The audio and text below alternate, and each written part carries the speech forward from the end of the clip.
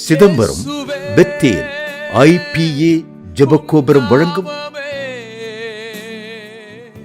உங்கள் வாழ்வின் மாற்றத்தின் நேரம்.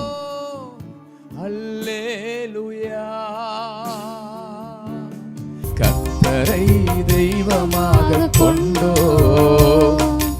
இதுவரை வெட்கப்பட்டதில்லை, அவரையே ஆதரவாய் கொண்டோ நடுவழியில் நின்று போனதில்லை.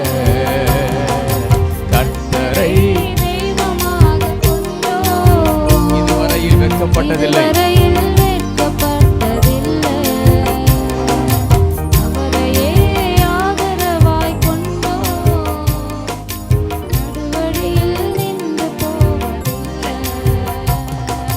வேண்டும் போதெல்லாம் என் பதிலானாரே, வாழ்க்கை முழுவதும் என் துணையானாரே, ஜெபிக்கும் போதெல்லாம் என் பதிலானாரே. ஆராதிப்போமே அவரை முழு மனதாய், ஆராதிப்போமே அவரை தலைமுறையாய், ஆராதிப்போமே அவரை முழு மனதாய், ஆராதிப்போமே அவரை தலைமுறையாய். கர்த்தரை தெய்வமாக கொண்டோ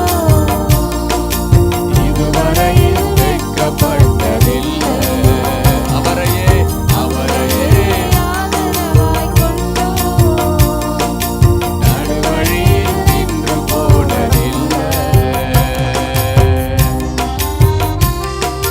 பெருமையானதை முன்னறிந்ததால் தேடி வந்து என் படகில் ஏறிக்கொண்டாதே.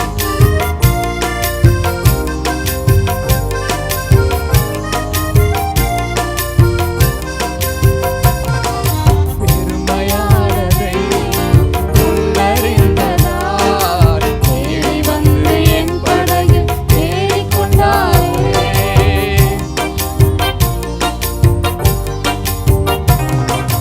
பெருமையானதை முன்னறிந்ததால் தேடி வந்து என் படகில் ஏறிக்கொண்டாரே. இரவு முழுவதும் பிரயாசப்பட்டும் நிரம்பாத என் படகை நிரப்பிவிட்டாரே.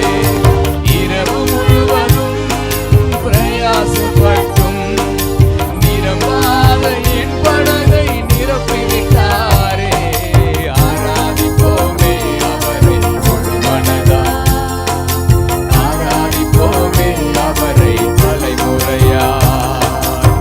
ஏசாயா தீர்க்கதரிசன புத்தகம் 40ஆம் அதிகாரம் 29ஆம் வசனத்தை நீங்கள் வாசிக்கும்படி உங்களை அன்புடன் கேட்டுக்கொள்கிறேன். சோர்ந்து போகிறவனுக்கு அவர் பெலன் கொடுத்து சத்துவம் இல்லாதவனுக்கு சத்துவத்தை பெருக பண்ணுகிறார். கையை உயர்த்தி ஆமென் சொல்லுங்க. ஹல்லேலூயா, ஹல்லேலூயா. உங்க வாழ்க்கையிலே பலவிதமான சோர்வுகள், பலவிதமான கஷ்டங்கள் இருக்கலாம். குடும்பத்தை குறித்த ஒரு சோர்வு, பிள்ளைகள் எதிர்காலத்தை குறித்த ஒரு சோர்வு. பிள்ளைகள் எக்ஸாமில் நல்ல மார்க் வாங்கினா சந்தோஷம், குறைந்த மார்க் வாங்கினா ஒரு சோர்வு ஏற்படும். பிள்ளை எந்த காலேஜில் சேர்க்கறது, என்ன படிக்க வைக்கிறது, என்ன மார்க் எடுத்தான், என்ன செய்ய போறான்னு தெரியலன்னு சொல்லி ஒரு சோர்வு. பிள்ளைகள் திருமணம் ஆகாமல் பல ஆண்டுகளாக தடையாக இருக்கிறது. எப்போது திருமணம் ஆகும் என்று சொல்லி உங்க மனதில் ஒரு சோர்வு. கடன் பிரச்சனையால்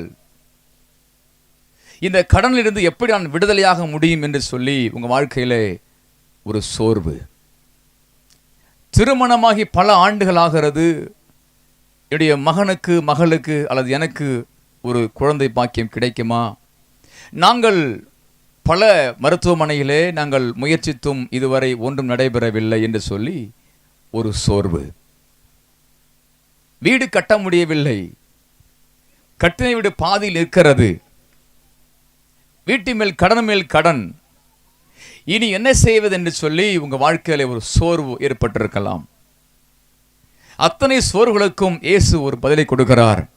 சோர்ந்து போகிறவனுக்கு அவர் பலன் கொடுக்கிறவர். கையை தட்டி ஆமென் சொல்லுங்க. இந்த இரவு அல்லது இந்த நேரத்தில் நீங்கள் எப்படிப்பட்ட சோர்வோடு அமர்ந்திருக்கலாம், எப்படிப்பட்ட நிலையோடு நீங்கள் அமர்ந்திருக்கலாம்.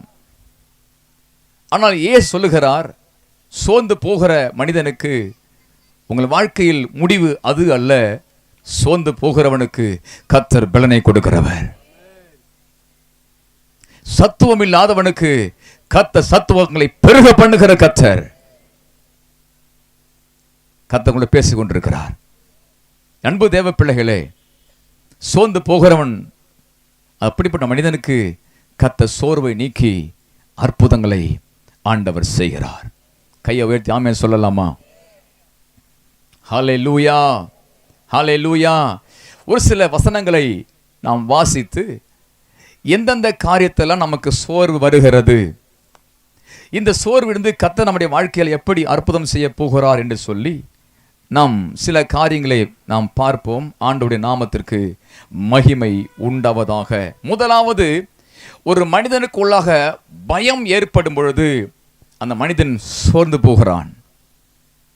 எதிர்காலத்தை குறித்த பயம், இருட்டை பார்த்தா ஒரு பயம், ராத்திரியில் வெள்ளையா ஒரு துணியை பார்த்தா ஒரு பயம், தனியா போன ஒரு பயம், எதிர்காலத்தை குறித்து பிள்ளைகளை குறித்து ஒரு பயம். சோர்ந்து போகிற மனிதனுக்கு முதலாவது வருகிற காரியம் பயம். பயம் ஒரு மனிதனை சோர்வடைய செய்கிறது. அன்பு தேவ பிள்ளைகளே, வேதம் என்ன சொல்லுகிறது? எஸ்ஐயா தீர்க்கதரிசன புத்தகம் 41ஆம் அதிகாரம் 10 வாசிக்கும் பொழுது, அது நீங்க வாசிக்க முடியுமானால், ஆண்டவர் சொல்லுகிறார், நீ பயப்படாதே, நான் உன்னுடனே இருக்கிறேன், திகையாதே, நான் உன் தேவன், நான் உன்னை பலப்படுத்தி உனக்கு சகாயம் பண்ணுவேன். கையை தட்டி ஆமென் சொல்லலாமா? இன்று இரவு எதை குறித்து நீங்கள் பயந்து கொண்டிருக்கலாம்? இதை பார்த்து கொண்டிருக்கிற நீங்கள் ஏதோ ஒரு காரியத்தை குறித்து பயந்து கொண்டிருக்கலாம். உன் பிள்ளைகளை குறித்து, கணவரை குறித்து, மனைவியை குறித்து ஒரு பயம் இருக்கலாம். ஏன் சொல்லுகிறார், பயப்படாதே, பயப்படாதே. அந்த பயங்களை மாற்றுகிற வல்லமை இயேசுவிடத்திலே உண்டு. நீ பயப்படாதே, உன்னோடு இருக்கிறேன், உன்னோடு இருக்கிறேன். ஒரு ஒரு சின்ன பிள்ளையோடு அப்பா அம்மா இருக்கும்பொழுது அந்த பிள்ளைங்க பயப்படாது. அந்த பிள்ளைங்க தைரியமாக நம்பிக்கையோடு இருக்கும். ஆனால் அந்த பிள்ளைங்க தனியாக இருக்கும்போது அந்த பிள்ளைங்களுக்கு பயம் வர வாய்ப்பு உண்டு. அதே போலத்தான் இயேசு நம்மோடு இருக்கும் பொழுது ஆண்டவர் செய்கிற காரியம், சோர்வின் மூலமாய் வருகிற பயத்தை கர்த்தர் மாற்றுகிறார். கையை தட்டி ஆமென் சொல்லலாமா? சோர்வு, டயர்டு, சலிப்பு. இந்த சோர்வு என்ற வார்த்தைக்கு ஆங்கிலத்தில் டயர்டு. இதற்கு என்ன சொல்றாங்க அப்படின்னா, சலிப்பு. என்ன வாழ்க்கை, என்னையா குடும்பம், என்ன பெற்றோர், என்ன வாழ்க்கை வாழ போகிறோம், என்ன சாதிக்க போகிறோம், என்ன படிக்க போகிறோம், எதெடுத்தாலும் ஒரு சலிப்பு. மனசுக்குள்ள ஒரு சந்தோஷமாக செய்ய முடியாத ஒரு சலிப்பு. இந்த சோர்வு என்ற வார்த்தைக்கு டயர்ட், சலிப்பு. இன்றைக்கு உங்க வாழ்க்கையில எப்படிப்பட்ட சலிப்பு தன்மை இருந்தாலும் இயேசுவின் நாமத்தில் இன்றைக்கு மாறப்போகிறது. ஒரு தெய்வீக வல்லமை உங்கள் மேல் கர்த்தர் இறக்க போகிறார். உன் சோர்வை மாற்றி ஒரு சிங்கத்தை போல ஒரு தைரியத்தை கர்த்தர் கொடுக்க போகிறார். என் அன்பு தேவ பிள்ளைகளே, வேதாகமத்தில் கோலியாத் என்ற ஒரு மனிதன் உண்டு, தாவீது என்ற ஒரு மனிதனும் உண்டு. 1 சாமுவேலின் புத்தகம் 17ஆம் அதிகாரத்திலே வாசிப்போமேயானால், கோலியாத் என்ற ஒரு மனிதன் ஒரு மிகப்பெரிய அரக்கன், உயரமானவன், ஒரு பெரிய ஒரு படைகளை வைத்திருக்கிற, ஒரு ஆயுதங்களை ஏந்தி கொண்டிருக்கிற, மக்களை பயமுறுத்தி கொண்டிருக்கிற ஒரு மனிதன் கோலியாத். இந்த கோலியாத் தினந்தோறும் 40 நாள் வந்து மக்களை பயமுறுத்துவான். உங்களுக்கு தைரியம் இருந்தா நீங்க வாங்க, இங்க யாரு தைரியம் இருக்கு நீங்க வாங்க என்று சொல்லி தினந்தோறும் 40 நாள் அளவுக்கும் அவன் அந்த மக்களை பயமுறுத்துவான். ராணுவம் பயந்தது, சவுல் பயந்தான், ராணுவ படைகள் பயந்தது. கோலியாத் முகத்திற்கு எல்லாம் விலகி ஓடினார்கள். கோலியாத்தை எதிர்க்க முடியவில்லை. பயம், சோர்ந்து போனார்கள். தினந்தோறும் பிரச்சனை, சோர்வு. அன்பு தேவ பிள்ளைகளே, உங்க வாழ்க்கையிலே அப்படிப்பட்ட நிலைமை ஏற்பட்டு இருக்கலாம்.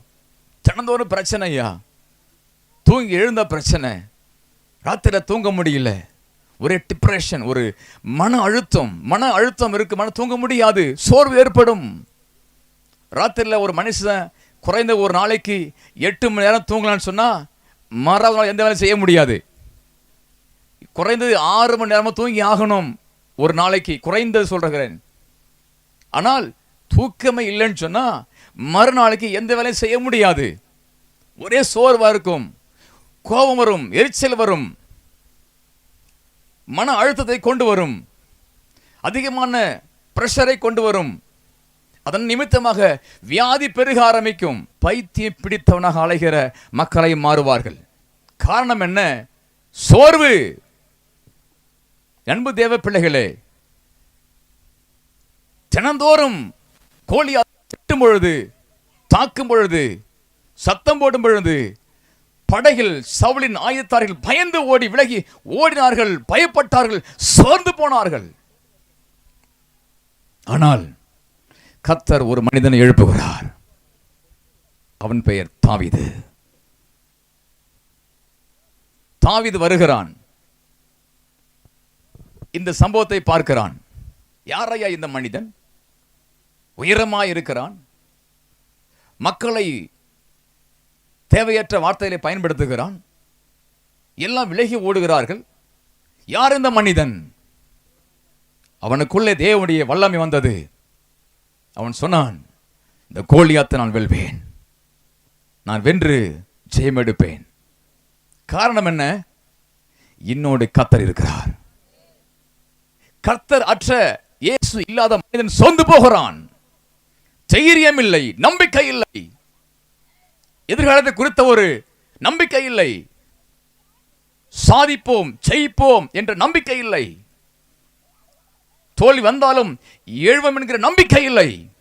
ஆனால் இயேசுவை அறிந்த ஒரு மனிதன் தாவீது. அவனுக்குள்ளாக நம்பிக்கை வந்தது.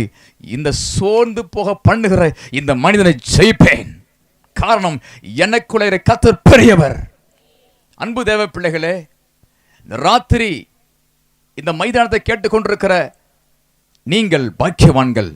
இன்று நீங்க போகும்பொழுது சோர்ந்து போயல்ல, தைரியமாக நம்பிக்கையோடு சிங்கத்தை போல நீங்க புறப்பட போறீங்க. ஆண்டவர் நல்லவர். கோலியாத் வந்தான், அவன் சொன்னான், இன்றைக்கு உன்னை ஜெயிப்பேன். அல்லேலூயா. வார்த்தையை கர்த்தர் கனப்படுத்தினார்.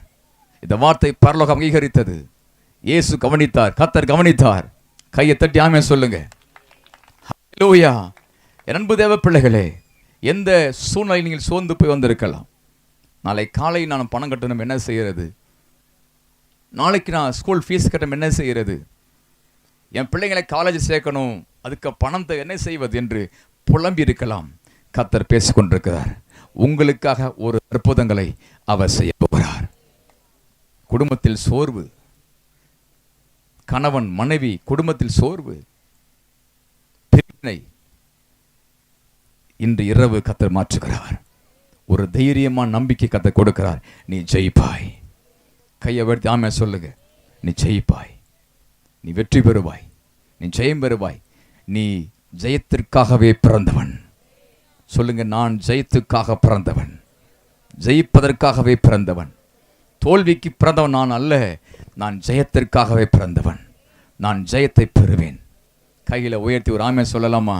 பிரியமானவர்களே, தொடர்ந்து இந்த நிகழ்ச்சிகள் வெளிவரவும் ஆண்டவரை அறியாத மக்கள் இந்த நிகழ்ச்சியின் மூலமாக தேவ ஆசீர்வாதங்களை பெற்றுக் கொள்ளவும் உங்கள் ஜெபத்திலும் உதாரத்துவமான காணிக்கையினாலும் இந்த ஊழியத்தை தாங்கும்படி உங்களை பட்சமாய் கேட்டுக்கொள்கிறோம். கர்த்தர் தாமே உங்களை ஆசீர்வதிப்பாராக.